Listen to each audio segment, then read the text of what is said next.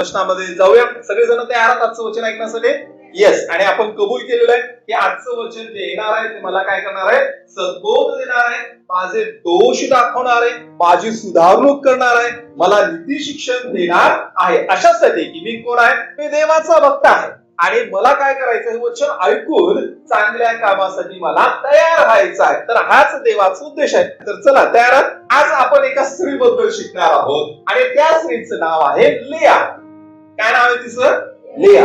आता या लेयाबद्दल आपल्याला बरंच काही शिकायचं आहे आणि पवित्र शास्त्र इतकं सुंदर आहे की पवित्र शास्त्रामध्ये जे जे लोक होऊन गेलेले आहेत त्यांच्या जीवनातून आजच्या घडीला तुम्हाला आणि मला काही ना काहीतरी शिकायला मिळते. आणि ही जी लेया स्त्री आहे, तर आज लेया स्त्रीच्या जीवनामधून आपण बरंच काही शिकणार आहोत. पण सगळ्यात पहिला प्रश्न असा की ही स्त्री नक्की कोण आहे? आता लेयाबद्दल जास्त बोललं जात नाही, बऱ्याच जणांनी लेयाबद्दल ऐकलेलं नसते, पण अब्राहमाबद्दल मात्र सगळ्यांनी ऐकलेलं असतंय. मग आता अब्राहमाचं आणि तिचं काय नातं आहे हे मी इथून तुम्हाला स्क्रीनवरती दाखवत आहे. जर तुम्ही या वंशावळीकडे बारकाईने पाहिलं तर तुमच्या असं लक्षात येईल तेराला 3 मुलं झाले, एक अब्राहम, नाहोर आणि हारान. त्यानंतर मग आपण पाहतो की नाहोराला बतुएल झाला, बतुएलला रिबका आणि लाबान झाले आणि मग लाबान नावाच्या मनुष्याला लेया आणि राहेल झाली. आणि हीच ती लेया आहे, हीच ती लेया आहे जिच्याबद्दल आपण शिकणार आहोत. आता लेयाबद्दल आपल्याला समजून घेताना हे समजून घेणं गरजेचं आहे की लेयाचं याकोबाबरोबर काय नातं आहे. तर इथे जर आपण पाहिलं लेयाची आत्या कोण आहे? लेयाची आत्या बाबा तिचे लाबान आहे आणि म्हणजे आत्या कोण होणार आहे? रिबका. तर लेयाच्या आत्याचं आणि इसहाकाचं लग्न होते आणि मग याकोब जन्मला तर तो इसहाक आणि रिबेकेपासून म्हणजे लेयाचा याकोब कोण झालेला आहे? आतेभाऊ झालेला. कोण झालेला आहे? आतेभाऊ. म्हणजे ज्या स्त्रीबद्दल आपण शिकत आहोत तर त्या स्त्रीचं याकोबाबरोबर जे नातं आहे ते पहिले आपण समजून घेऊया. लेया याकोबासाठी कोण आहे? तर याकोब लेयाचा कोण आहे? आतेभाऊ आहे. आणि लेया याकोबासाठी कोण आहे? तर ती मामाची मुलगी आहे. इथपर्यंत क्लिअर झालं?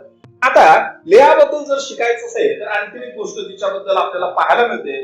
लेयाला एक बहीण होती आणि त्या बहिणीचं नाव राहेल होतं. काय नाव होतं तिचं? राहेल होतं. आता राहेल, बायबल सांगतं राहेल कशी दिसत होती आणि ही लेया कशी दिसत होती. वचनामध्ये असं स्पष्ट म्हटलेलं आहे की लाबानाला 2 मुली होत्या आणि वडील मुलीचे नाव लेया होतं आणि धाकटीचे नाव राहेल होतं. पण इथे थोडी अतिरिक्त माहिती दिली आहे की लेयाचे डोळे निस्तेज होते.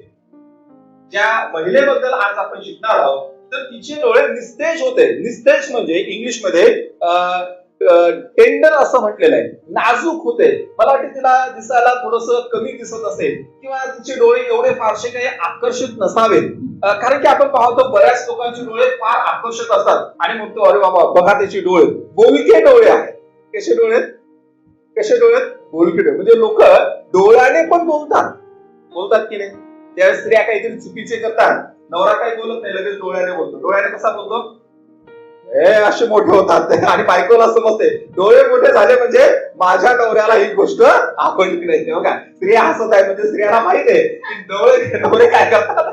डोळ्याने बोलतात, मोठे करतात. एकदा असंच मी वाचलं की एक बाई डॉक्टरांकडे जाते, डोळ्याच्या डॉक्टरांनी तिला काहीतरी डोळ्याचा आजार होता, त्रास होता आणि मग डॉक्टरांना तिचा डोळा व्यवस्थित बघायचा होता की एक्झॅक्टली काय प्रॉब्लेम झालेला आहे. आणि मग डॉक्टर तिला सांगत आहे की मॅडम डोळे उघडा, मॅडम डोळा मोठा करा, मोठा करा म्हणजे चांगला मला दिसू द्या. पण तिला भीती वाटत होती आणि मग ती काय करत होती? डोळा उघडू देत नव्हती. आणि मग डॉक्टराला तिचा डोळा व्यवस्थित पाहणं, त्या डोळ्याचं निरीक्षण करणं जरा अवघड जात होतं. डॉक्टरांनी तिला व्यवस्थित समजावून सांगितलं बऱ्याच वेळा, मॅडम तुम्ही डोळा व्यवस्थित नाही उघडला, मला दिसणार नाही की तुमच्या डोळ्यामध्ये काय झालेलं आहे. डॉक्टरांनी सांगितलं, डॉक्टर थकलेत. मग डॉक्टरांच्या डोक्यात एक आयडिया आली आणि मग डॉक्टर म्हटले, मॅडम नवऱ्यावरतीचे डोळे मोठे करताना तसा डोळा मोठा करणार.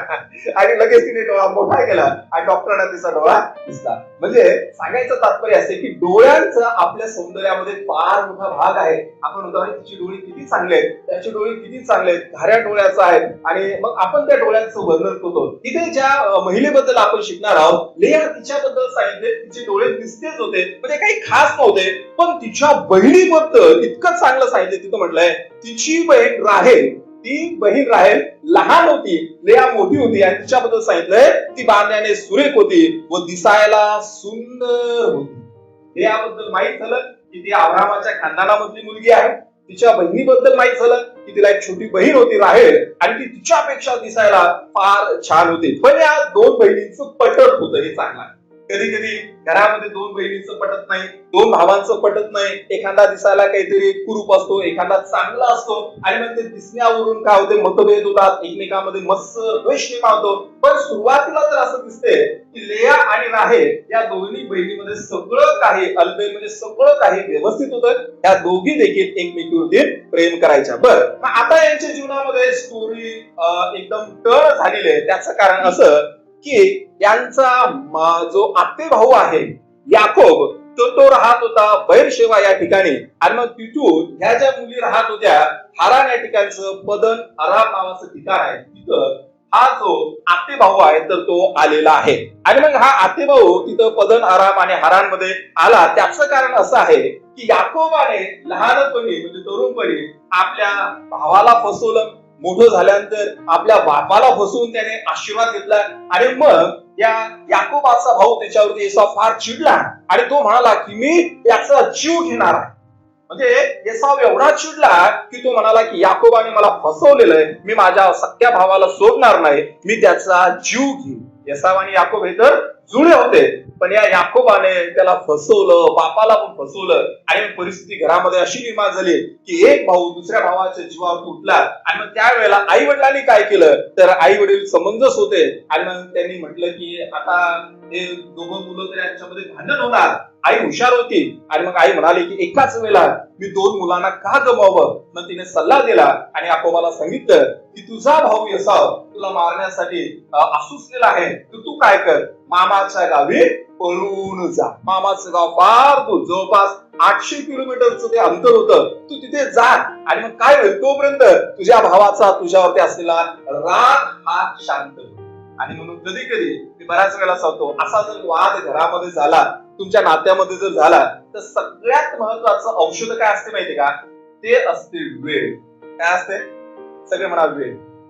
कधी कधी मन ज्यावेळेस दुखावली जातात ना, तर दुखावलेल्या मनावरती कितीही मलमपट्टी लावा, कितीही सॉरी म्हणा, लगेच ते बरं होत नाही. पण जसा वेळ निघून जातो, कालांतराने आपल्या मनामध्ये एखाद्या व्यक्तीविषयी जर आकस असेल, द्वेष असेल, मत्सर असेल, तर हळूहळू काय होते, आपण विसरून जातो. असू द्या, आता काय करायचं. तो पण व्यक्ती ज्याच्या मनामध्ये आपल्याविषयी काहीतरी असेल, तसं वेळ निघून जातो. तो म्हणतो असू द्या, आता झालं गेलं, ते विसरून जाऊया आणि एकत्रूया. या आईच्या मनामध्ये असं होतं की मी एकाच वेळेला माझ्या दोन मुलांना खान करावं. मग तिने याकोबाला सांगितलं तू मामाच्या गावी जा. आणि त्याने टाटा बाय बाय केलं आणि तो मामाच्या गावाकडे निघाला. बराच दूरवरचा प्रवास होता. प्रवास करत करत मामाच्या घरी शेवटी येऊन पोहोचला.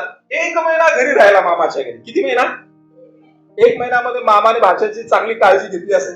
नाही, तुमच्या घरी पण तुमचे पाहुणे येतात उन्हाळ्याच्या सुट्टीमध्ये, तुम्ही त्यांना कुठेतरी स्विमिंगला घेऊन जाता, कुठेतरी ट्रिपला घेऊन जाता, आपण त्याची काळजी घेतो. आता भाच्या आला म्हटल्यावरती मामाने त्याची काळजी घेतली असणार. 1 महिना त्याने घरामध्ये काम केलं असणार. मग आता तो तिथंच राहणार असं काहीतरी चित्र दिसत होतं. मामा बाबा भाच्याला म्हणाला की याकोब तू 1 महिना राहिलाय, काम करताय, पण तू फुकट काम का करतोस. किती चांगला मामा आहे. मामा विचार करत आहे काय, माझ्या भाच्यानं फुकट घरात काम का करावं. आणि त्या कालचं काम तो काय करत होता, मेंढरं राखणं, शेरड मेंढराची काळजी घेणं, शेतीवाडीतलं काही काम असेल ते छोटं मोठं ते करणं. तर इथे मामा त्याला सल्ला देतो, फुकट काम का करतो, काहीतरी पगार घे. आपल्याला वाटते किती चांगला मामा आहे. पण हा मामा कपटी मामा होता. कसा मामा होता? कपटी मामा होता. दाखवायचे दात वेगळे आणि खायचे दात वेगळे असा तो होता. कारण की पुढे आपण पाहतो त्याचा स्वार्थी स्वभाव, त्याचा कपटी स्वभाव हळूहळू पुढे येत आहे. बरं ठीक आहे, मामाने त्याला प्रस्ताव दिला. मग हा जो भाचा आहे याकोब तो म्हणतो मामा ठीक आहे, तुम्ही मला पगार कशाला देताय, घर तर राहायला यायचंय, खाण्यापिण्यासाठी तर तुम्ही जे खाता तेच मी खातो. म्हणजे माझ्या खाण्यापिण्याची व्यवस्था झाली, झोपायची व्यवस्था झाली, आता माझं लग्न होणं गरजेचं आहे. मग तो म्हणाला की मामा तुम्हाला 2 मुली आहेत, त्यापैकी जी छोटी मुलगी काय म्हणाला, छोटी मुलगी राहेल तिच्या बरोबर माझं लग्न करून द्या. त्या मामाचा आणि भाच्याचा व्यवहार ठरला. मग तुम्हाला काय देशील. तर हा म्हणाला या मुलीसाठी मी तुमची 7 वर्ष सेवा करेल. काय करेल, 7 वर्ष सेवा करेल, तुमच्या घरची सगळी कामं करेल आणि तुम्हाला माझ्याकडून लाभ होईल असं काम करेल. 7 वर्ष झाल्याच्या नंतर तुमच्या त्या लहान मुली बरोबर माझं लग्न लावून द्यावं. मग मामा म्हणाला ठीक आहे, मी काय माझ्या मुलीचं लग्न करणारच आहे आणि दुसऱ्या परक्या माणसाला दिल्यापेक्षा घरच्याच माणसाला दिलेलं चांगलं आहे. ठीक आहे, असू दे, 7 वर्ष तू काम कर, तुझं तिच्या बरोबर मी लग्न लावून देईल. आणि मग बायबल मध्ये फार सुंदर वचन इथं सांगितलंय, मला हे फार आवडते. आणि इथं म्हटलंय, तेव्हा याकोबाने राहेलीसाठी 7 वर्ष चाकरी केली. तिच्यावर त्याची प्रीती असल्यामुळे 3 वर्ष त्याला केवळ थोड्या दिवसांसाठी भासली. प्रीती असल्यामुळे 3 वर्ष त्याला केवळ थोड्या दिवसांसाठी भासली. 7 वर्ष. पूर्वीच्या काळामध्ये पद्धती वेगळ्या होत्या. आताची पद्धत कशी माहिती का? आता जो नवरा मुलगा आहे तो त्या नवरी मुलगीकडून काय मिळेल ते अपेक्षा करतो. पूर्वी हुंडा असायचा, आता हुंडाबळी कायदा आल्यामुळे ते बंद झालंय. असं वाटतं बंद झालंय, काही ठिकाणी ते चालू पण आहे, तो भाग वेगळा आहे. पण आताच्या काळामध्ये आपण पाहतो की नवरीकडून अपेक्षा केली जाते की नवरी पण घरी यावी आणि नवरीने येताना सोनं चांदी दागिने, मग आमच्या मुलाला एक बुलेट पाहिजे, मग बुलेट घ्यावी, आमच्या मुलाला एक 4 व्हीलर पाहिजे, अमुक पाहिजे, तमुक पाहिजे. तुम्ही काय देणार? मुलगी पण द्या आणि पैसे पण द्या. हे आताचा काळ आहे. पण पूर्वीच्या काळामध्ये कसं असायचं माहितीये का? पूर्वीच्या काळामध्ये जे नवऱ्याकडचे आहे तर ते मुलीला द्यायचे. मुलीची काय गरज आहे, मग मुलीच्या आईला काय दागिने पाहिजे, तर मुलगा त्या मुलीच्या बाबाला आईला बऱ्याचशा गोष्टी भेट वस्तू द्यायच्या. आता याकोबाकडे काय आहे मला सांगा? काहीच नाही. याकोब घरातून पळून आला, मामाच्या गावी आलाय, त्याच्याकडे काही देण्यासाठी काहीच नाहीये. मग तो म्हटला, मी 7 वर्ष मामा तुमच्या घरी काम करतो, माझं लग्न तुमच्या छोट्या मुलीशी होऊ द्या. मग मामा म्हटला, काही हरकत नाही. मग 7 वर्ष पूर्ण झाले आणि मग तो मामाकडे जातो आणि म्हणतो, मामा 7 वर्ष पूर्ण झाले. 7 वर्ष कशी वाटली त्याला? 7 वर्ष कशी वाटली? थोड्या दिवसासारखी. का? कारण त्याचं तिच्यावरती प्रेम होतं. बघा, ज्या गोष्टीवरती आपण प्रेम करतो ना, तर त्यासाठी वेळ ही पटकन निघून जाते. आपलं प्रार्थनेवरती जर प्रेम आहे तर प्रार्थना करताना आपल्याला कंटाळा येणार नाही. देवाचं वचन ऐकण्यावरती जर आपलं प्रेम आहे तर तिथे आपल्याला कंटाळा येणार नाही. प्रभूची सेवा करण्यासाठी जर त्या सेवेवरती आपलं प्रेम आहे तर तिथे देखील आपल्याला कंटाळा येणार नाही. त्याला कंटाळा आला नाही, कारण त्याचं प्रेम आहे. जे विद्यार्थ्यांचं अभ्यासावरती प्रेम आहे तर ते पुस्तक उघडतात, अभ्यास करतात, जेवणाचं पण त्याला भान नसते. माहितीये का? अभ्यासावरती प्रेम आहे. प्रभू येशूचं सेवेवरती एवढं प्रेम होतं की बायबल मध्ये असं लिहिलेलं आहे, प्रभू येशूला आणि त्याच्या शिष्यांना जेवायला देखील सवड मिळाली नाही. म्हणजे किती व्यस्त, त्या सेवेवरती किती प्रेम. मग तो मामाकडे जातो आणि म्हणतो, मामा माझं लग्न लावून द्या. मग मामा म्हणला, ओके, नो प्रॉब्लेम. मग लग्नाची तारीख वगैरे ठरली आणि मग लग्नाची वेळ होती संध्याकाळची. कोणती वेळ होती? संध्याकाळची वेळ. लग्न वगैरे झालं त्या काळातील पद्धतीने. संध्याकाळी म्हटल्यावरती आता आपल्याकडे फार मोठं लाइटिंग वगैरे असते, डेकोरेशन वगैरे असते. आता हा काळ फार जुना होता, त्या काळामध्ये काही लाइटिंग वगैरे डेकोरेशन वगैरे असणार पण ते फार मशालीच्या लाइटिंग किंवा दिवे वगैरे त्या काळात जे असतील तर फार कमी असेल. मग लग्न झालं आणि लग्न झाल्याच्या नंतर सगळं नेहमीप्रमाणे लग्न झालं, जेवणावळ वगैरे झाले आणि मग नंतर दुसऱ्या दिवशी हा याकोब झोपेतून उठल्यानंतर पाहतो तर त्याच्या लक्षात येते की त्याचं लग्न कोणाबरोबर झालेलं आहे? चुकीच्या मुलीबरोबर झालेलं आहे. चुकीच्या मुलीबरोबर म्हणजे त्याने ठरवलं होतं राहेल बरोबर लग्न करायचं आणि लग्न झालं. अलीकडची जी मुलगी आहे लेया, जी मोठी मुलगी आहे, जी दिसायला खास अशी नव्हती. त्याने पसंत करतानाच कोणती मुलगी पसंत केली होती? मोठी मुलगी पसंत केली नाही, छोटी मुलगी पसंत केली. का? कारण की दिसायला खास होती. पण लग्नाच्या वेळेला मात्र नवरी बदलली आणि याच्या काही लक्षात आलं नाही. रात्रीचा वेळ होता, कदाचित त्या काळातला द्राक्षारस पिला असेल. म्हणजे कसं विचित्र झालंय ना. कल्पना करा की पुरुष लोक एखाद्या मुलीला पाहायला गेले आणि मग लग्नाच्या दिवशी दुसरीच मुलगी तिची बहीण, तर किती गोंधळ होईल, मारामारी होती. मला वाटतं इकडचा गट जाऊन तिकडचे सगळ्या पुढच्या फोडतील, त्या वधूच्या वडिलांना मारतील, सगळ्या लोकांना मारहाण करतील. एवढं काहीतरी मॅटर होऊ शकतं. पण त्या काळात हा बिचारा याकोब एकटाच होता. त्याच्या बाजूने कोणीच नव्हतं मारामारी करायला. तो एकटाच होता. मग करणार काय? तो नाराज झाला आणि तो मामाकडे जातो आणि म्हणतो, मामा हे काय झालं? आपलं ठरवलं होतं की लहान मुलीबरोबर माझं लग्न करून द्या, तुम्ही मला फसवलं. काय म्हणतो? तुम्ही मला का फसवलं? ऍक्च्युली याकोबाच्या तोंडामध्ये हे वाक्य जरा ऐकायला त्याच्या तोंडातून व्यवस्थित वाटत नाही, कारण की याने आपल्या भावाला आणि आपल्या बापाला देखील फसवलं होतं. म्हणजे जो फसवणार आहे त्याला फसवलं. मग आपण म्हणतो ना नेहमी कथा, शेर को सव्वा शेर मिळता आहे. शेर होता फसवाफसवी करण्यामध्ये. त्याचा जो सासरा आहे तो 1.25 शेर निघला. आणि मग कधी कधी बोलताना आपण असं म्हणतो ना, ज्या शाळेचा तू स्टुडंट आहे त्या शाळेचा मी प्रिन्सिपल आहे. म्हणजे तू फसवतो, तुझ्यापेक्षा मी जास्त फसू शकतो. मग हा रागावला आणि रागावल्यानंतर मग मामा म्हणाला काय हरकत नाही, तुला छोट्या मुलीबरोबर लग्न करायचं तिच्या बरोबर पण कर, पण आता हे 7 दिवस जाऊ दे समारंभाचे. 7 दिवस झाल्याच्या नंतर छोटी मुलगी देखील मी तुला देतो. किती स्वार्थी बाप आहे, किती विचित्र बाप आहे. कोणता बाप मला सांगा आपल्या मुलींच्या भविष्याबद्दल असा विचार करेल? आपल्या स्वतःच्या पोटच्या 2 मुलींना एकाच मुलाबरोबर लग्न लावून देईल असा बाप आहे का? ते असेल तर तो फार विचित्र मनाचा आहे, विचित्र मनाचा आहे. त्याची म्हणजे मानसिकता विकृत आहे. त्याने तसं केलं, मोठ्या मुलीचं तर लग्न लावून दिलं. का बरं याने तसं केलं असेल? तर तो काय म्हणाला, आमच्याकडे अशी पद्धत नाहीये. पहिले आमच्याकडे पद्धत काय, मोठ्या मुलीचं लग्न व्हायला पाहिजे आणि नंतर मग छोटीचं व्हायला पाहिजे. मग हे सुरुवातीला सांगता आलं नाही काय? ती पक्की फसवणूक झाली. पक्की म्हणजे पक्की फसवणूक होती. त्याने सुरुवातीला तसं त्याला काही सांगितलं नाही. लग्नाच्या वेळेला मात्र त्याने फसवणूक केली आणि आता तो स्पष्टीकरण देत आहे. नंतर राहेल बरोबर देखील त्याचं लग्न झालंय. म्हणजे त्याला करायची होती 1 बायको, लग्न झालं 2 बायका. आणि त्या लेया बरोबर देखील एक दासी मिळाली, जिल्पा. म्हणजे 3 बायका त्याच्या झालेल्या आहेत. आणि नंतर राहेल बरोबर देखील आणखीन एक दासी दिली, तिचं नाव तो दिला होता. म्हणजे एका माणसाला एका स्त्रीबरोबर लग्न करायचं, 4 स्त्रियांबरोबर त्याचं लग्न झालेलं आहे. म्हणजे मला वाटते एवढा मोठा ऍक्सिडेंट क्वचितच कुणाचा होऊ शकतो. फारच मोठा ऍक्सिडेंट झाला, 4ही बाजूला धडका करते. ओके, म्हणजे एवढा मोठा अपघात होऊ शकतो का? जर झाला आहे. याकोबाच्या जीवनामध्ये हा फार मोठा अपघात झालेला आहे आणि मानसिकरित्या तो पूर्णपणे तुटलेला आहे. त्याची त्याने अपेक्षाच केली नव्हती. आणि मग नंतर इथे लेयाच्या जीवनाकडे आता आपण परत येऊ. त्याच्यामध्ये लेयाचा काहीच हात नव्हता. ती बिचारी मोठी मुलगी होती, तिला काही याकोबाबरोबर लग्न करायचं असं नव्हतं. बाबाने त्या फसवलं आणि त्या फसवणुकीची ती शिकार झाली. पण नंतर आपण पाहतो की तिला अनेक गोष्टीला फेस करावं लागलं. आणि लग्न झाल्याच्या नंतर देखील याकोबाचं राहेलवरती प्रेम होतं. आणि बायबलमध्ये असं स्पष्टपणे लिहिलं आहे, लेयापेक्षा राहेलवरती त्याची अधिक प्रीती होते. आणि म्हणून त्याने नेहमीच करता राहेलला जास्त प्राधान्य दिलेलं आहे. आता त्या मुख्य संदेशाकडे आपण वळणार आहोत. लेया एक मुलगी आहे, ती दिसायला आपल्या बहिणीसारखी खास नाहीये. पण लक्षात घ्या, लेयाच्या जीवनाबरोबर तुमचं आणि माझं जीवन आपण पॅरल ठेवू शकतो, समांतर ठेवू शकतो. बऱ्याच वेळेला असं होते, त्या समाजामध्ये राहत असताना जे लोक मनाने चांगले आहेत ना, त्यांना चांगली वागणूक मिळत नाही. जे लोक दिसायला फक्त चांगले आहेत त्यांना चांगली वागणूक मिळते. मला समजत नाही की लोकांना हे का समजत नाही. परंतु बऱ्याच वेळेला असं होते, जे लोक दिसायला चांगले आहेत ना, लोक त्यांच्याकडेच आकर्षित होतात. आणि असं नाही की चांगले लोक बाद असतात, तसं नाही.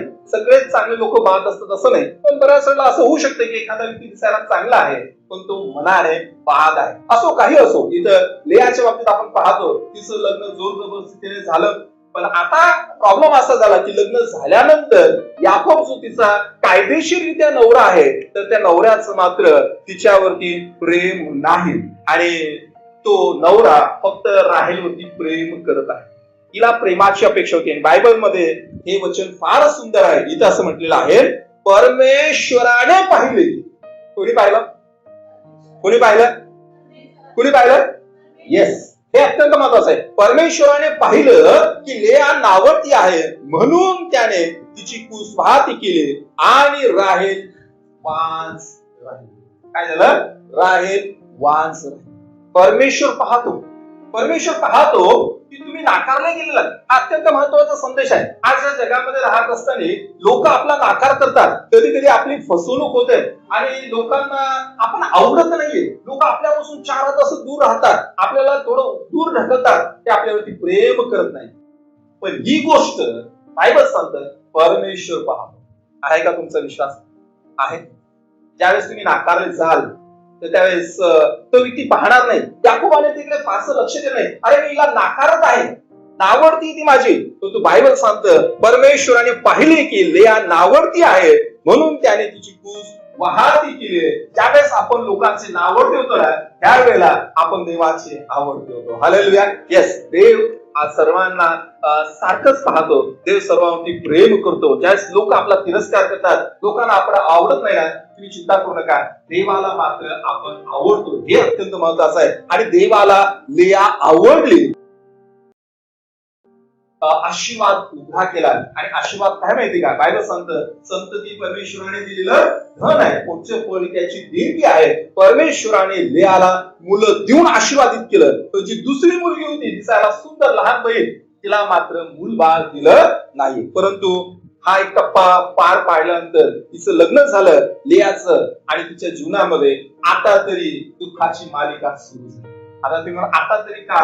आता तरी हा शब्द काल आम्ही बायबल स्टडीमध्ये बराच बघितला. आपण जीवनामध्ये आता तरी हा शब्द वारंवार वापरतो. काय म्हणतो? अरे आता तरी गप्प बसणं, आता तरी माफ कर मला, आता तरी जा इथून निघून, आता तरी अभ्यास कर, आता तरी स्वतःच्या चुका कबूल कर, आता तरी आता तरी आता तरी. म्हणजे आता तरी म्हणजे काय? एखादी गोष्ट होत आहे बऱ्याच कालावधीपासून आणि ती कंटाळवाणी आहे, ती त्रासदायक आहे, आणि असं म्हणतो आता तरी हे थांबायला पाहिजे. देवाप्पा आता तरी आमची गरिबी थांबव रे, देवाप्पा आता तरी आमचं कर्ज जाऊ दे, देवाप्पा आता तरी आम्हाला आजारापासून दूर काढ. म्हणजे आता तरी हे होऊ दे. आता या बाईचं लग्न झालं लेयाचं, आणि तिला पहिला मुलगा झाला, त्याचं नाव तिने रेहूबोन ठेवलं, आणि ती म्हणते आता माझा नवरा माझ्यावरती प्रेम करेल. हे लेयाची स्टोरी बघा. तिचं लग्न जबरदस्तीने झालं असू द्या, पण त्यानंतर नवरा मात्र तिच्याकडे कधीच आकर्षित झाला नाही, त्याने कधीच तिला आदर दिला नाही, प्रेम केलं नाही. आणि तिला अपेक्षा होती की बाळ झाल्यानंतर ते माझा नवरा बदलेल, पण बदलला नाही. नंतर दुसरा मुलगा झाला शिमोन, आणि त्यावेळेस ती म्हणते मी नावडती आहे, हे देवाने ऐकले म्हणून त्याने मला हा मुलगा दिलेला आहे. आणि तिसऱ्या मुलाच्या वेळेस ती म्हणते मला आता 3 मुलं झाले, लेवी झाला तिसरा मुलगा, आता तरी माझा नवरा माझ्याशी मिळून राहील. लेया नावाची स्त्री किती मानसिक त्रासामधून जात आहे. लेया नावाची जी स्त्री आहे, तर हिला याकोबाने मारलं, काठी घेतली, बदाडलं, असं बायबलमध्ये कुठे सांगितलं नाहीये. परंतु तो नवरा मानसिकरित्या तिला छळत होता, आणि हा त्रास तिच्यासाठी बहुत होता. आणि मग ज्यावेळेस तिला 3 मुलं झाले, तर तोपर्यंत ती अपेक्षा करत होती माझा नवरा माझ्यावरती प्रेम करेल. म्हणजे चौथा मुलगा झाला, तर त्यावेळेस मात्र तिने आपली विचारसरणी बदलली, आणि ते म्हणते आता असू द्या, प्रेज द लॉर्ड. काय म्हणते ते? Praise the Lord. माझा नवरा माझ्यावरती प्रेम करत नाही, प्रेज द लॉर्ड. ती मला वाक्य तर चुकीच आहे, तिथं प्रेज द लॉर्ड यायला नको आहे, पण ती कोणत्या अर्थाने म्हणत आहे? काही हरकत नाही, माझ्या नवऱ्यासाठी मी नावडती आहे, नो प्रॉब्लेम, परंतु परमेश्वरासाठी मी आवडते आहे. परमेश्वराने मला ब्लेसिंग दिलेले आहे, परमेश्वराने मला आता 3 नंतर चौथा 4 लेकरं देऊन आशीर्वादित केलेलं आहे. Hallelujah, hallelujah. ज्यावेळेस लोक तुमचा नाकार करतात, त्यावेळेस तुमच्या मुखात काय शब्द असायला पाहिजे? काय असायला पाहिजे? काय असायला पाहिजे? Praise the Lord. नोकरी गेली, बॉस तुमच्याशी असा एकदम तुमच्यावरती टपूनच होता, याला कधी कामावून काढू, बॉसच्या नजरेमध्ये तुम्ही कधीच बसत नाही. Praise the Lord. नोकरी गेली, काय म्हणायचं? Praise the Lord. बॉसच्या पसंतीस मी उतरला नाही, काय हरकत नाही, समाजामध्ये मला कधी कुठं महत्वाचं स्थान देत नाही, no problem, praise the Lord. लोकांना मी आवडत नाही, बरेचसे लोक पाहतात अरे हा मग पाळत आहे का? Praise the Lord. लोकांना मी आवडत नाही, पण देवाला मी आवडतो. लोक त्याने हा काय पुढे जाणार नाही, प्रेज द लॉर्ड. काय म्हणायचं? Praise the Lord. लोकांना मी आवडत नाही, परंतु देवाला मी आवडतो. बऱ्याच वेळेला असं होतंय, ज्या वेळेला आपली प्रगती होत जाते, ज्यावेळेस आपण पुढे पुढे जातो, लोकांना ते आवडत नाही. आणि मी वारंवार सांगितलंय, अशा वेळेला ज्यावेळेस लोकांचे पोट दुखते ना आपली प्रगती पाहून, तर त्याचं औषध कोणत्याही मेडिकल मध्ये मिळत नाही. पोट दुखत आहे, का दुखत आहे? त्याची प्रगती पाहून. इथं तसंच झालेलं आहे. ही जी राहेल नावाची जी स्त्री आहे, जी लेयावरती आपल्या मोठ्या बहिणीवरती प्रेम करत होती, तिने पाहिलं, बायबल सांगते तिने पाहिलं की आपल्या बहिणीला लेकरं होत आहे, आणि ही बहीण आपल्या बहिणीचा द्वेष करायला लागली. भाऊ भावाचा द्वेष करतो, बहीण बहिणीचा द्वेष करते, सासू सुनेचा द्वेष करते, बायको नवऱ्याचा द्वेष करते, नवरा बायकोचा द्वेष करते. हा द्वेष निर्माण का होतो? मला नाकारलं जात आहे आणि त्यांना पसंत केलं जात आहे. कधी कधी विद्यार्थ्यांमध्ये देखील एका विद्यार्थ्याला पुढे बोलवलं, सर त्याच्यासाठी टाळ्या वाजवतात, त्याचं कौतुक करतात, त्याच्यामुळे सगळ्या वर्गाला दाखवतात. बाकीच्या मुलांमध्ये त्या मुलांविषयी द्वेष निर्माण होतात, याचीच प्रशंसा करा. दाविदाचं काय झालं? दाविदाने गल्ल्याताला मारलं, तर त्यावेळेस सगळे जण काय वाजवायला लागले, कौतुक करायला लागले, अरे दाविदाने लाखो बदले आणि त्या शौलाने हजारो बदले. शौलाने त्यावेळेस ठरवलं की मी याला संपून काढणार. त्या शौलाच्या मनामध्ये दाविदाबद्दल द्वेष निर्माण झालेला आहे, आणि द्वेष एकदा निर्माण झाला ना, तर तो वाढत वाढत आणि वाढत जातो. द्वेषाचं बीज पडलं. पहिल्या ते शोधा कुठं पडले तिथे का पडलं, कोणामुळे पडलं ते शोधा आणि ते बाजूला काढून फेकून द्या. जर द्वेषाचं बी आपल्या अंतःकरण रूपी भूमीमध्ये जर एकदा पडलं ना, मी तुम्हाला सांगतो ते मुळावलं जाईल आणि ते झाड इतकं मोठं होईल ना, आणि ज्या वेळेला तुम्ही ते उपटून काढून टाकण्याचा प्रयत्न कराल तर ते निघणार नाही. का निघणार नाही? कारण की त्याची मुळं खोलवरती गेलेली आहे. आता या याकोबाचं लेयाबरोबर असलेलं नातं इतकं खोलवरती गेलं, म्हणजे इतका कटुपणा. बायबल म्हणते किती मुलं झाली तिला? अर्धा डझन मुलं झाली. अर्धा डझन मुलं झाली तरी देखील नवऱ्याचं बायकोवरती प्रेम आहे अजूनही मिळून मिसळून राहत नाही. त्यास आम्ही फॅमिली सेमिनार घेतो. 70, 75, 60, 65 एवढे वय असलेले नवरा बायको येतात आणि म्हणतात आमच्यामध्ये पटतच नाही. किती वर्ष झाले? 60, 70, 75 वर्षाची म्हातारी येतात. म्हातारा बरोबर पटतच नाही माझं, त्या म्हातारी बरोबर पटतच नाही. अख्खं आयुष्य गेलं, उद्या आता मरायची वेळ आली तरी देखील यांच्यामध्ये पटत नाही. का माहिती का? स्वभाव जोपर्यंत आपण आपल्या स्वभावाला मारत नाही का तोपर्यंत पटणार नाही. 6 मुलं झाली आणि एक मुलगी पण झाली दिना नावाची, म्हणजे 7. पण ही तक्रार आहे आता तर. आज हे वाक्य घेऊन अनेक जण रडत आहेत. कदाचित तिथं असाल, आता तरी असं होऊ द्या, आता तरी तसं होऊ द्या. एखादी गोष्ट घडत नाही. तुम्ही तुमच्या डोळ्यासमोर पाहता की जो उशिरा तुमच्या ऑफिसमध्ये आलेला आहे, बॉसने त्याला प्रमोशन दिलेलं आहे, त्याचा पगार वाढलेला आहे आणि तुम्ही बॉसला अगोदरपासून म्हटलाय अहो बॉस आता तरी माझा पगार वाढा, तर नाही, तुमचा पगार वाढलेला नाही. आणि मग आपली तक्रार असते आता तरी सर माझा पगार वाढा, सर आता तरी मला सुट्टी द्या, आता तरी असं करा, आता तरी तसं करा. आणि जी गोष्ट आपल्या जीवनात व्हायला पाहिजे ती नाही झाल्यामुळे आपण तक्रार करतो आणि आपली प्रार्थना असते आता तरी. तर लक्षात घ्या, तुम्ही एकमेव व्यक्ती नाहीये. एक मोठा गैरसमज सांगू का? सगळ्यात मोठा गैरसमज सगळ्यांचाच होतो आणि तो म्हणजे माझ्यासारखं दुःख या जगात कोणालाच आहे का? अहो माझ्यासारखा सासूरवास कोणालाच नाहीये. मी जगामध्ये एकमेव सून आहे की जिचा भरपूर छळ होतो. अहो माझ्यासारखा कर्मचारी या जगामध्ये कोणताच नाही. बॉस इतका त्रास देतो. अहो आमच्यासारखी गल्ली जगामध्ये कुठंच नाही. लय बाद. म्हणजे आपण कधी असं चित्र तयार करतो की माझ्यासारखी स्थिती, माझ्यासारखं बर्डन, माझ्यासारखं प्रेशर, माझ्यासारखे प्रॉब्लेम जगामध्ये कोणाला नाही. सगळ्यात जास्त प्रॉब्लेम असलेला माणूस जर कोण असेल आणि त्याची स्पर्धा लावली तर तो अवॉर्ड मला मिळाला पाहिजे. म्हणजे सगळी मानसिकता आपली असते, आहे की नाही? आपल्याला वाटते माझ्यासारखं कोणीच नाही. लेयाचं दुःख कमी होतं का? सारखं ती त्याच्यामध्ये जगायला लागेल. आता तरी माझा नवरा माझ्याशी मिळून मिसळून राहील, आता तरी होईल, पण नाही. आणि हीच तक्रार फक्त स्त्रियांचीच असते असं नाहीये, तर पुरुषांची देखील असते. पुरुषांना वाटतं की अरे आता तरी माझ्या आईने मला मुलगा म्हणून स्वीकारावं, आता तरी माझ्या बाबाने माझ्याकडे मुलगा म्हणून पाहावं, आता तरी माझ्या बायकोने माझा सन्मान करावा. बायको सांगते की स्त्रियाने पुरुषांच्या अधीनतेमध्ये राहावं, त्यांनी सन्मान करावा. परंतु आज बऱ्याच वेळेला बऱ्याच फॅमिलीमध्ये स्त्रिया ह्या बॉस झालेल्या आहेत. स्त्रिया नवरा बनण्याचा प्रयत्न करतात. मला माहिती का निसर्गाने त्यांना बायको म्हणून राहायला सांगितलं ते नवरा का बनतात? म्हणजे हा बदल ज्यावेळेस होतो तर त्या कुटुंबामध्ये गडबडी होतात. आणि इथं आपण पाहतो हे सगळं चांगलं चालू असताना एक बहिणी दुसऱ्या बहिणीचा मत्सर करायला लागले. आणि काल मी बायबल स्टडी मध्ये सांगितलं की तुम्ही जसे आहात, बाहेर तुमचा जो व्यवसाय आहे तर तो व्यवसाय घरात आणू नका. जोडीदार राहत नाही, वडील राहत नाही, आई राहत नाही, तेव्हा कुटुंबातील दुःख अटळ होते. म्हणजे मी सांगितलं की जर तुम्ही डॉक्टर असाल तर तुमच्या हॉस्पिटलमध्ये डॉक्टर की घरात हे करू नका. घरच्या लोकांना पेशंट म्हणून बघू नका. तुम्ही बाहेर पाहत असाल अरे हा मेंटली सिक आहे, हा मानसिक रुग्ण आहे, घरातील लोकांनी पाहून कसं अरे हा तुझी तब्येत ठीक नाही, तू डोक्यावरती पडेल असं बोलू नका. तुम्ही घरात आला की तुम्ही बाप आहात, घरात आला की तुम्ही नवरा, शाळेत तुम्ही प्रिन्सिपल आहात, तिथं शिकवा किती शिकवायचं, घरात येऊन तुम्ही शिकू नका तू असं कर तसं कर. तुम्ही घरच्या लोकांना विद्यार्थी म्हणून पाहू नका.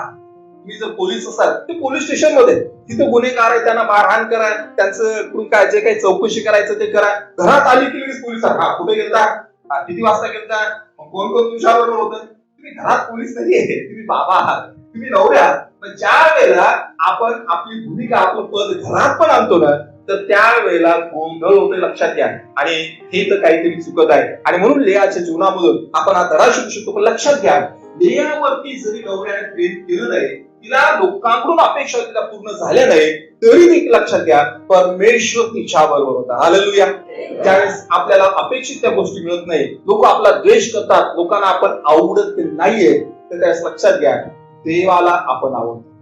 तरुण मुलं आता ते फ्रेंडशिप डे साजरा करतात. कल्पना करा की तुम्ही एका मुलाकडे जाता, एक मुलगा दुसऱ्या मुला friendship day, happy friendship day, आणि तुम्ही हात पुढे करता आणि पुढचा मित्र असं तू काय माझा फ्रेंड आहे, कसं फील होईल तुम्हाला? एक मुलगी ज्यावेळेस दुसऱ्या मुलीकडे जाते, happy friendship day dear, it's okay, ती जर असं म्हणत असेल तर कसं फील होईल?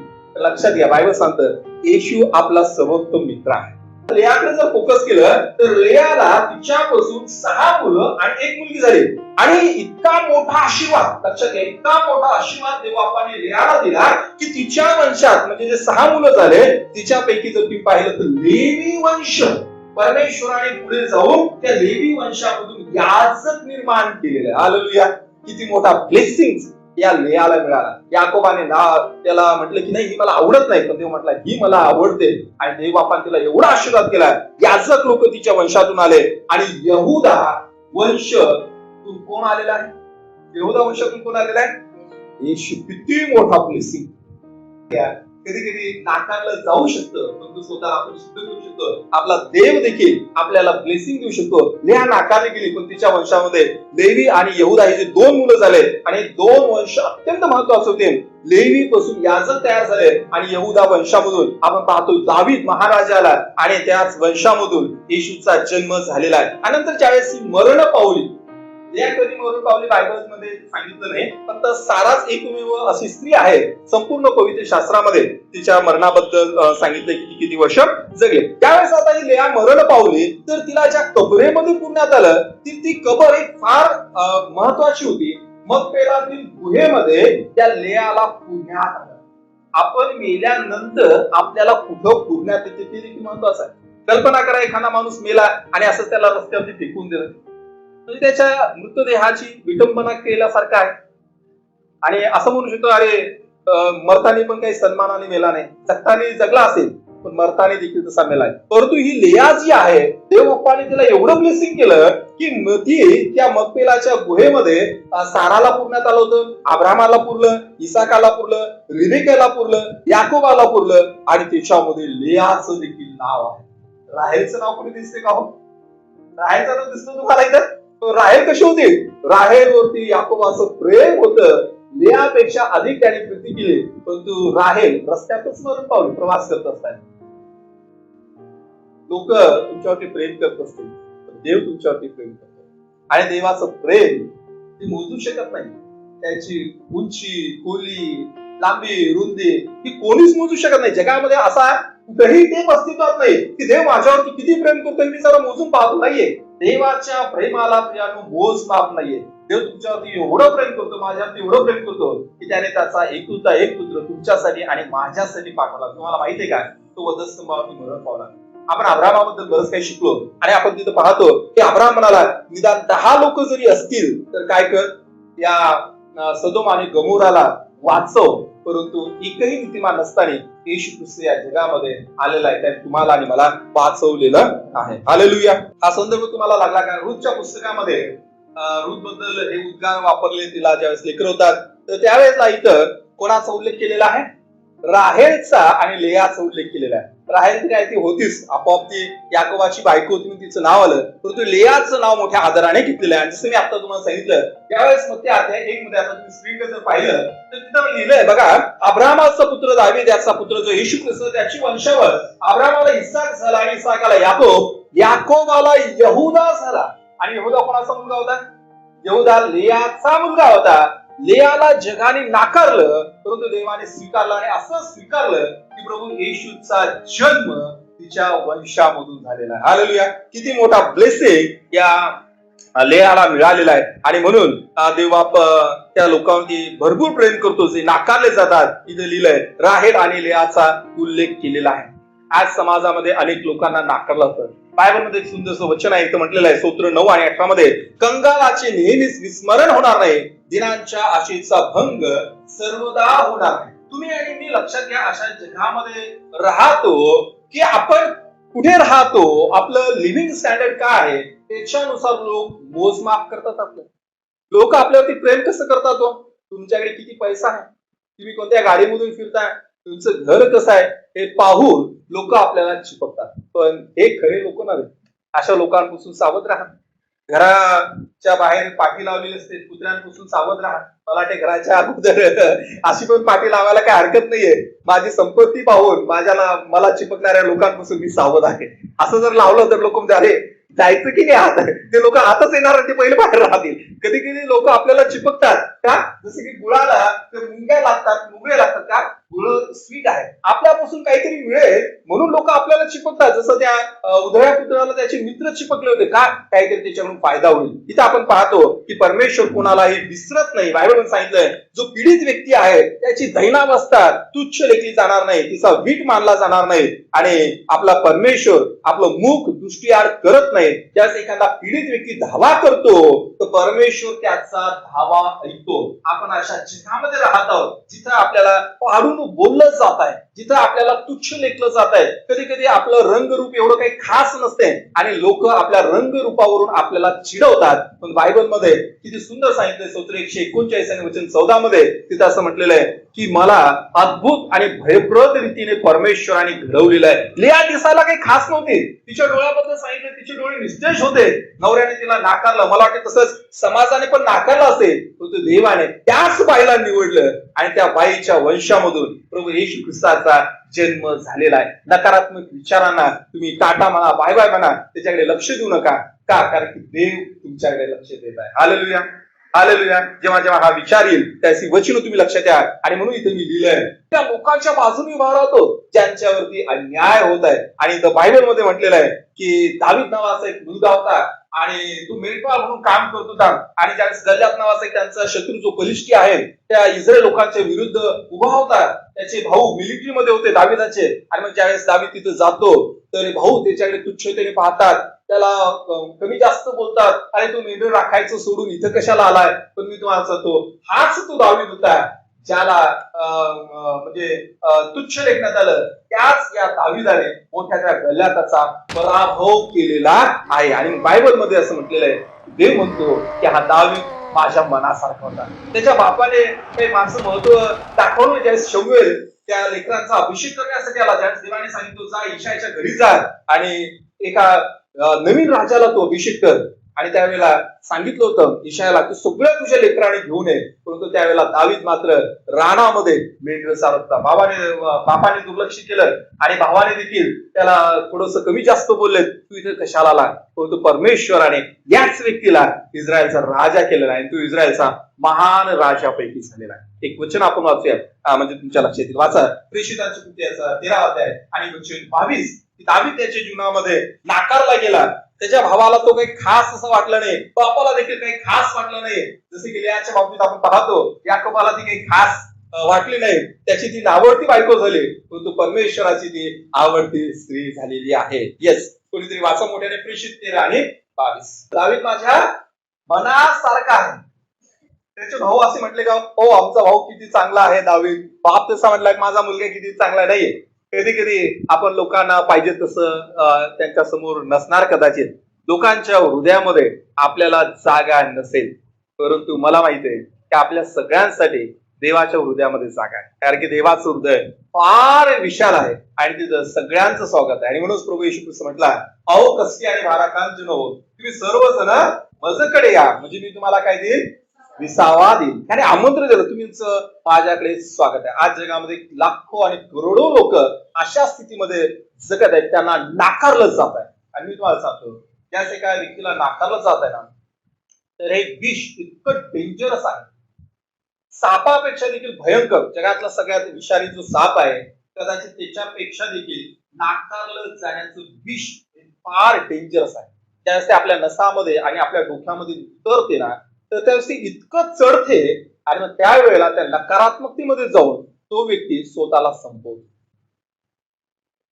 बघा आज बऱ्याचशा आत्महत्या ज्या होत आहेत, तर त्या आत्महत्या कोणीतरी जाऊन त्याला मारहाण करते आणि फोर्सफुली जातो आत्महत्या कर, विहिरीत उडी मार, नदीत उडी मार, जातो स्वतःला हँग करून घे असं सांगत नाहीये. तर नकारात्मक शब्दाचा इतका मारा त्याच्या डोक्यामध्ये केला जातो आणि त्याला दाखवून दिलं जाते तो आमच्यासाठी महत्वाचा नाही, तो आमच्यासाठी महत्वाचा नाही. आम्ही तुझा स्वीकार करत नाही. आणि ज्यावेळेस लोकांचा स्वीकार केला जात नाही, त्यांना नाकारलं जातं, तर त्यावेळेस त्यांची अशी मानसिकता होते की आम्ही स्वतःला संपवलं पाहिजे.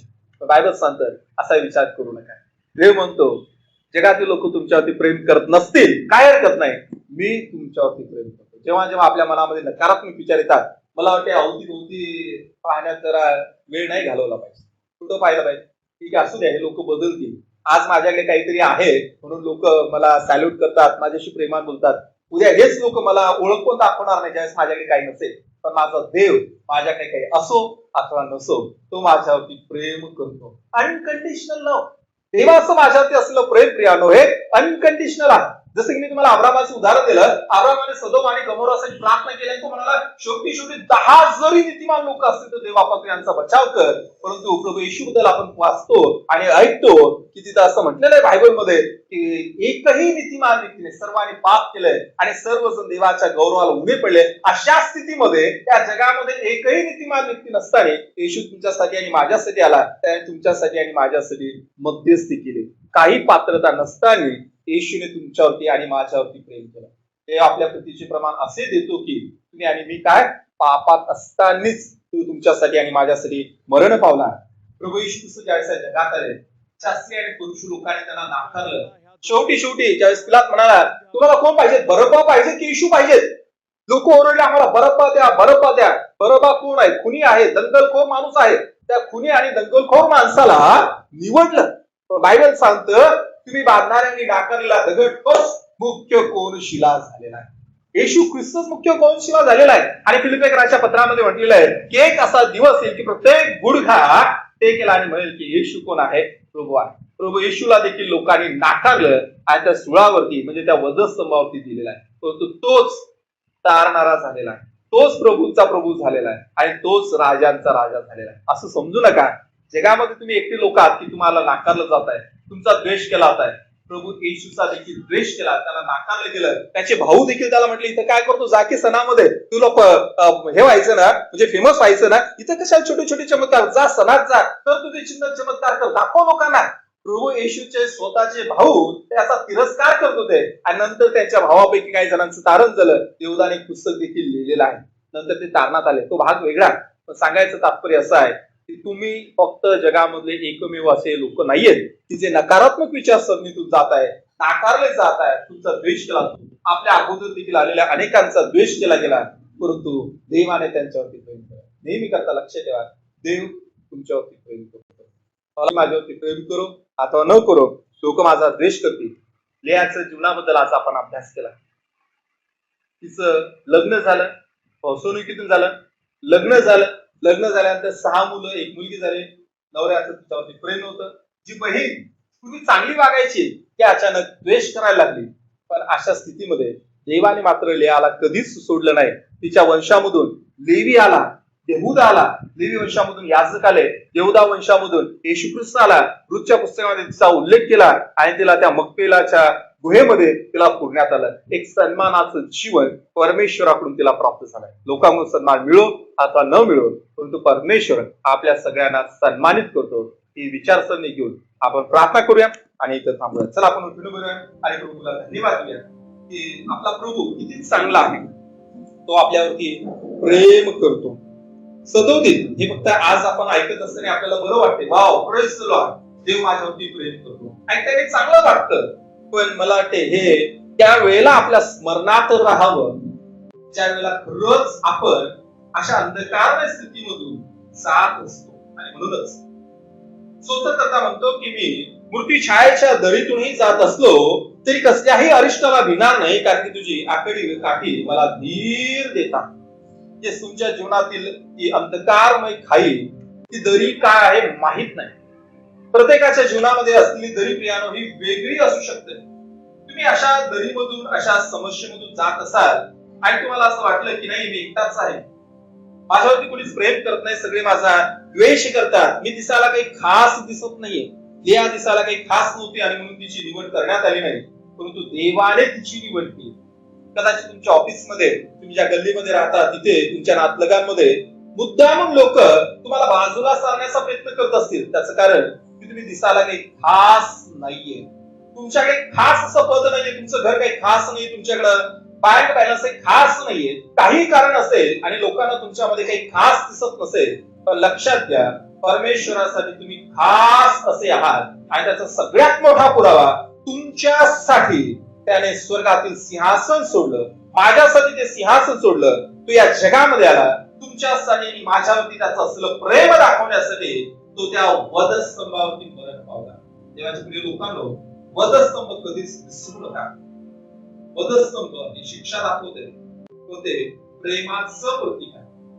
प्रभू माझ्यासाठी आला, प्रभूने माझ्यासाठी काय केलं ते समजून घ्यायचं असेल तर त्या वधस्तंभाकडे पहा. आपण नाकारले होतो, जगाने आपल्याला टाकलं होतं, आपण त्या मरणासाठी स्वाधीन केलं गेलो होतो. कारण बायबल सांगते सर्वांनी पाप केलं आणि सर्वच देवाच्या गौरवाला पुढे पडलेलं आहे आणि पापाचे वेतन मरण आहे. त्या आदामामुळे त्याच्या वंशामध्ये आपला जन्म झाला, आपल्या सगळ्यांसाठी मरण ठेवलेलं होतं, तर तो प्रभू येशू आला आणि त्याने आपलं प्रेम आपल्यावरती दाखवलं आणि तो म्हणतो की मी तुमच्यावरती प्रेम करतो. हे वाक्य नेहमी करता स्मरणात ठेवा. तुमचा लोक कशा पद्धतीने द्वेष करतील हे तुम्हालाच ठाऊक आहे. कदाचित आतापर्यंत तुम्ही या स्थितीमधून गेला असाल, लोक तुम्हाला टाळण्याचा प्रयत्न करत असतील. मध्येच प्रेज लॉर्ड म्हणा, प्रभूला धन्यवाद द्या, धन्यवाद प्रभू की लोक मला नाकारतात परंतु तू मला स्वीकारलेला.